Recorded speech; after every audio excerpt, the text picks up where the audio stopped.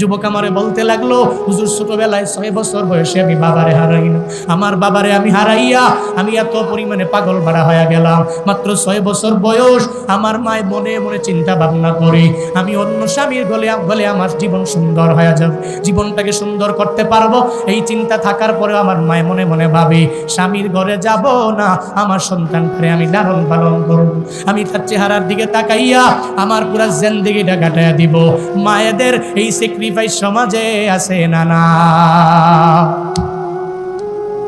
ওই বান্দি স্বামী হারায় ফেললো, কিন্তু সন্তানের চেহারার দিকে তাকাইয়া মনে মনে ভাবে আমি অন্য কোনো স্বামীর ঘরে যাব না। এই চিন্তা নিয়ে যখন মায়া গাইতে লাগলো, যুবক বলে, হুজুর আমি প্রতিদিন স্কুলের বারান্দায় বারান্দায় যাই, সকালবেলা যাওয়ার আগে আমার মায়ের কাছ থেকে আমি দোয়া নিয়ে আগায় যাই। হঠাৎ করে একদিন মেট্রিক পরীক্ষা দেওয়ার আগে আমার স্যার আমারে বলল, 1200 টাকা তোমার দেওয়া লাগবে, এই টাকা যদি তুমি না দিতে পারো পরীক্ষা দিতে পারবা না।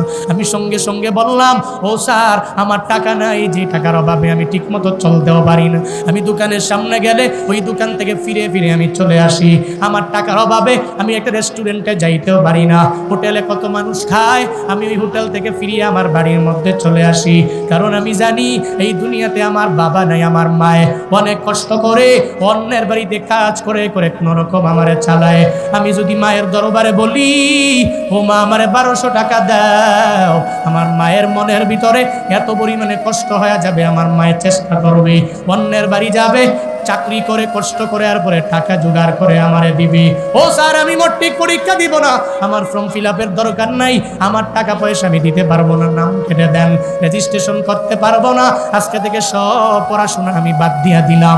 এই কথা বলে এরপরে যুবক যখন তার বাড়ির মধ্যে যায়, যাওয়ার পরে পড়ার টেবিলে বসে মন বসে না, যতই পড়ার চেয়ারে বসে টেবিলের মধ্যে পড়ার মধ্যে মন যায় না। খানার প্লেটে যখন বসে বারবার মনের মধ্যে একটা চিন্তা চলে আসে, আজকে বাবায় যদি থাকতো আমার টাকা দিয়ে দিত, আমি ফর্ম ফিল আপ করতে পারতাম। ওই যুবক বলে, হুজুর আমি আমার মায়ের দরবারে গিয়ে এই ব্যাপারে কিছু বললাম না, আমার মায়ের দরবারে গিয়ে আমি বলি নাই, আমি খানার প্লেটে যখন একটু একটু কম খাই, হঠাৎ করে একদিন আমার মা আমারে বলে, সন্তান কি তোমার হয়ে গেল, তুমি কেন পড়ার টেবিলের মধ্যে মন দেও না?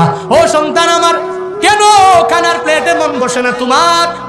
মায়ে তো জানে রে, আল্লাহ মায়ের অন্তরের মধ্যে এমন একটা রাডার ফিট করে দিয়ে দিলেন, মায়ে জানে, দুনিয়ার কেউ জানে না রে বাবু। তোমার বাবাও বলতে পারে না কেন মন খারাপ করে তুমি খানার প্লেটের মধ্যে বসো না, তুমি পড়ার টেবিলে কেন যাও না, কেন কেন তোমার মনটা এত আনসান হয়ে গেল, তোমার বাবাই বলতে পারবে না।